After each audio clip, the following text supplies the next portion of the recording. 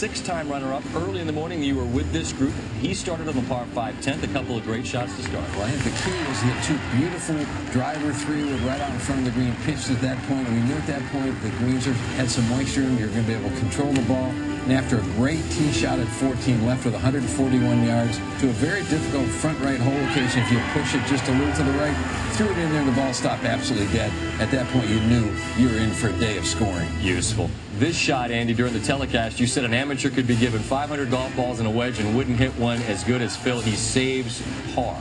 Just an unbelievable shot up over a mound that was about 8 feet high, but the key was off of almost a bare spot. He was able to spin it off of that. Mickelson murdered his driver all day. This is the par 5, and he also hit a bunch of greens in regulation, which is not his calling card at all. This actually set up a birdie as well. He hit a lot of good, solid shots, and here at 5, he put his approach shot in the absolute perfect spot on the very front of the green, putting straight up the hill. The score at the end of the day, though, was just even. I had a chance to get 3, 4, 500 today had I made some makeable opportunities, but I didn't throw anything away on some of the short ones. But right now, it's my driving, and that drive. I didn't miss a fairway with the driver. That's a big thing for me. It's an unusual thing for me, but the driver feels really good, and I think that's the club that is going to really help me play well this week. And the one club that that's hurting me is the putter. So I've got to get that turned around in the next couple of days.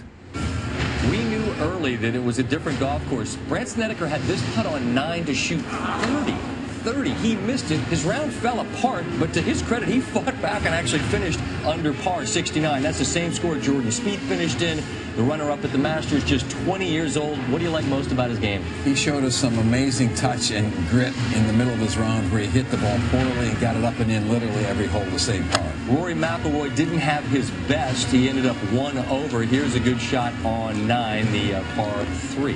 Well, anytime a top player can go out and struggle a little bit and still get it in 1 over in the U.S. Open, he's still in good shape. Well, and those guys were hanging around the lead until this guy went out and wrecked it for everybody. Martin Kaymer, a 65. That's the best round anyone's ever shot here at Pinehurst in the U.S. Open. Some thoughts from the competitors out there. There was still some moisture in the greens. A few tees were moved up, so what we saw this morning out there on that golf course is probably the most scoreable it's going to be all week. All in all, solid day. I'm very, very pleased with the start, and game feels in good shape. Feel like I could improve on the way I struck the ball and putting, but scoring wise, I'd take it again.